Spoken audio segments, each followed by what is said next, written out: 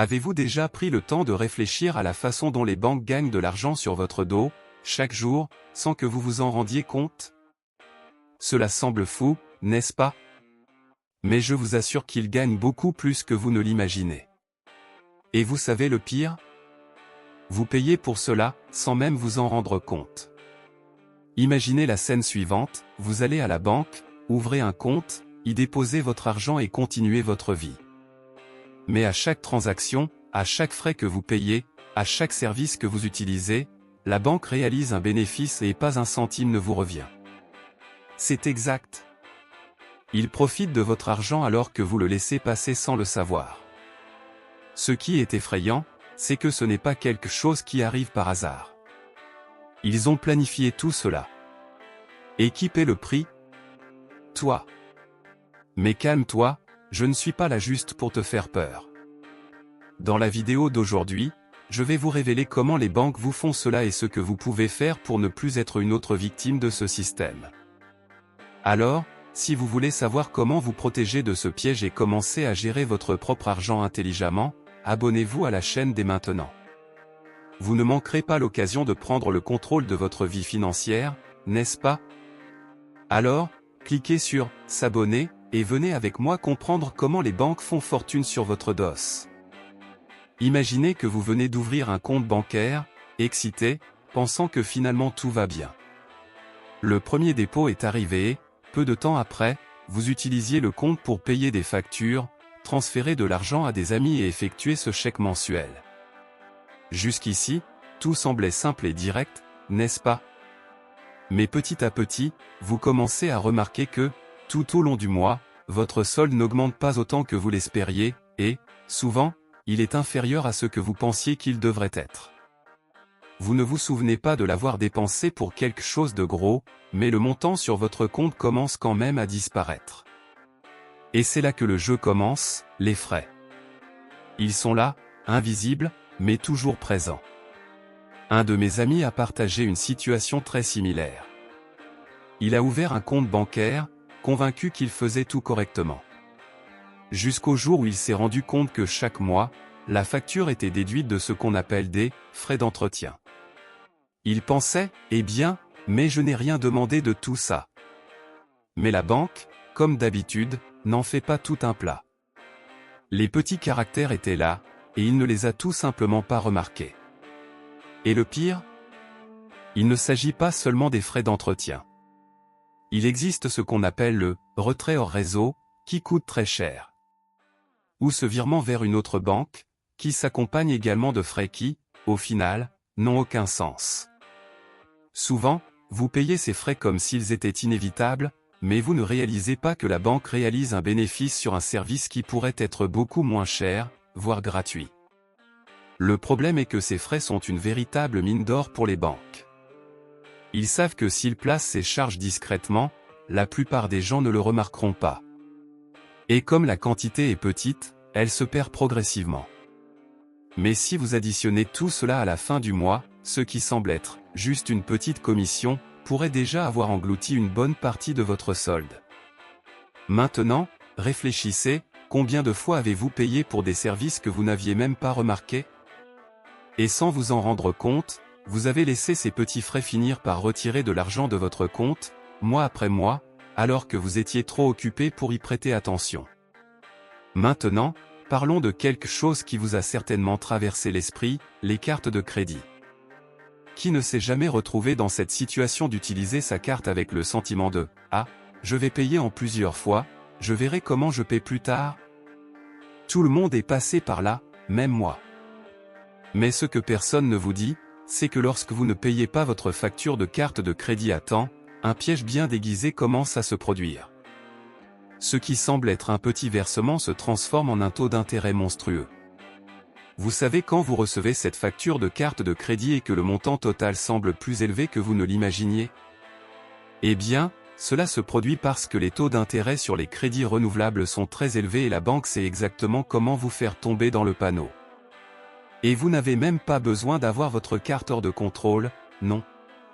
Parfois, il suffit d'1 ou 2 jours de retard dans le paiement de la facture et, voilà, les intérêts grignotent votre argent, sans même que vous vous en rendiez compte. Je me souviens d'une situation où une amie à moi s'est rendue compte à la fin du mois qu'elle ne pourrait pas payer la totalité de la facture de sa carte de crédit. Elle s'est dit, « Oh, je vais payer le minimum et ensuite voir ce que je peux faire. » Le problème est que le mois suivant, le montant de la facture a considérablement augmenté.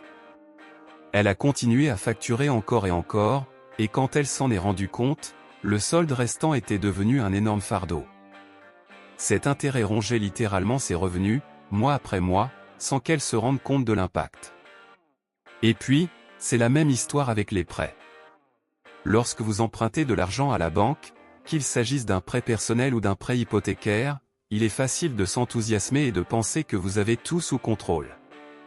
Mais ces prêts s'accompagnent d'une surprise à la fin, les intérêts.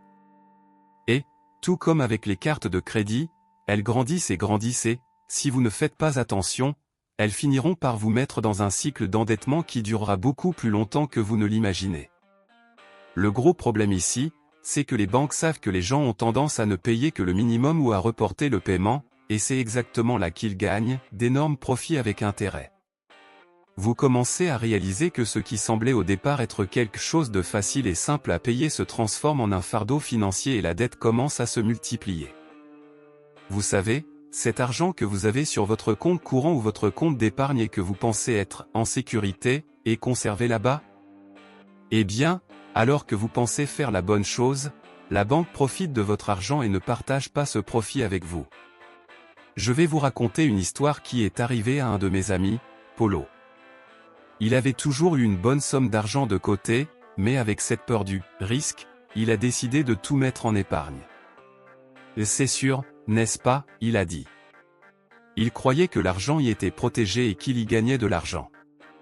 Le problème est qu'au fil des années, il a constaté que la valeur était pratiquement la même, voire un peu plus basse, lorsqu'il tenait compte de l'inflation. C'est à ce moment-là qu'il a réalisé que, pendant qu'il économisait son argent, la banque utilisait cet argent pour investir dans des options beaucoup plus rentables et garder tous les bénéfices. L'épargne a un rendement si faible qu'au fil du temps, elle couvre à peine l'inflation. Et le pire, l'argent qu'il avait laissé la générer du profit pour la banque, pas pour lui. Cela arrive à la plupart des gens. Ils laissent leurs économies épargnées, mais en réalité, ils ne gagnent rien.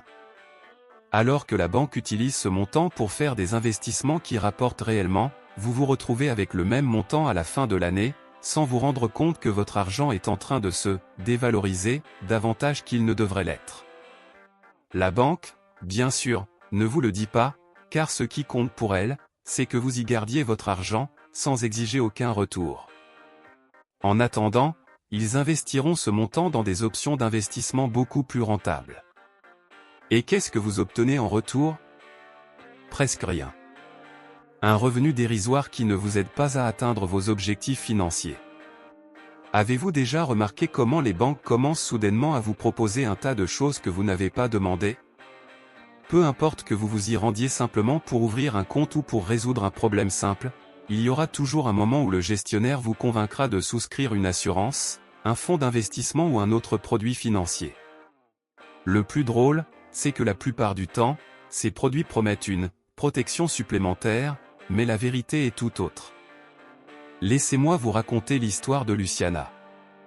Elle est allée à la banque un jour juste pour régler un problème rapide, mais est repartie avec une police d'assurance bidon. À ce jour, elle ne sait pas vraiment comment elle fonctionne.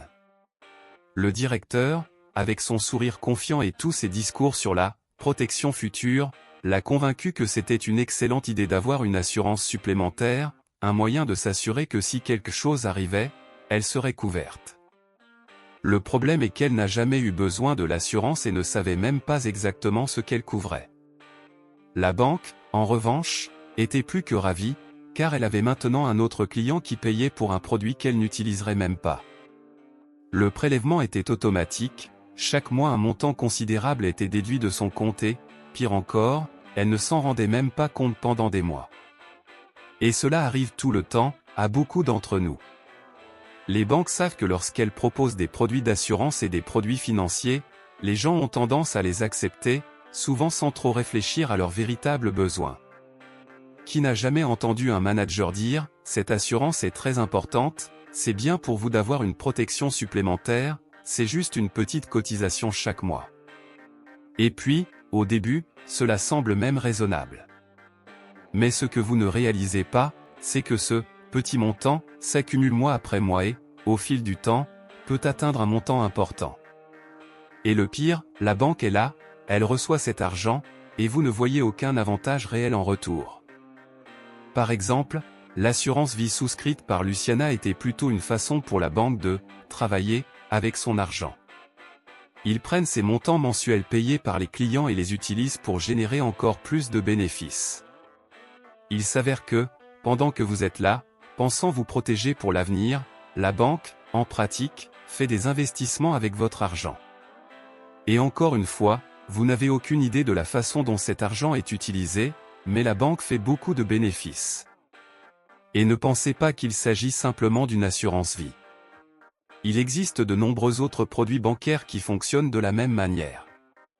Il y a ce fonds d'investissement que vous n'avez pas demandé, ce plan de retraite privé que la banque vous propose toujours comme un moyen de garantir votre avenir. Ils vous disent que c'est un excellent moyen d'économiser, mais la plupart du temps, ces fonds n'ont pas un rendement suffisamment bon pour justifier ce que vous payez. Et le pire, la banque en profite en facturant des frais de gestion qui peuvent être assez élevés. Ces produits financiers sont un jeu parfait pour les banques car, le plus souvent, ils sont payés sans poser de questions. Vous finissez par laisser votre argent là-bas, pensant protéger votre avenir ou créer une réserve, mais la banque garantit votre profit pendant que vous restez en paix. Hello, pensant que tout va bien. Maintenant, réfléchissez combien de fois avez-vous accepté quelque chose sans vraiment comprendre à quoi vous vous engageriez? Combien de fois avez-vous été convaincu par une offre de la banque, pensant que vous faisiez quelque chose de bien pour votre avenir? Et, au final, c'est la banque qui gagne, sans que vous ayez rien gagné de concret. Réfléchissons ensemble un instant. Combien de fois avez-vous effectué un retrait ou un virement d'argent et, lorsque vous avez regardé votre relevé, vous êtes rendu compte que vous aviez payé? Parfois, ce sont de petits montants, mais si vous vous arrêtez pour tout additionner au cours de l'année, vous verrez combien vous payez sans même vous en rendre compte. Et savez-vous à qui cela profite? La banque, bien sûr. Je me souviens d'une situation avec Enrique, un de mes amis. Il est parti en voyage et avait besoin d'effectuer un virement pour payer certaines factures. Comme il se trouvait dans un autre état, il a effectué le virement en utilisant l'application de la banque, sans aucun souci, pensant qu'il n'y aurait pas de problème. Mais en vérifiant son relevé à la fin du mois, il est tombé sur des frais de transfert international, et le montant était assez élevé. Mais ce n'était pas juste un simple transfert, il pensait.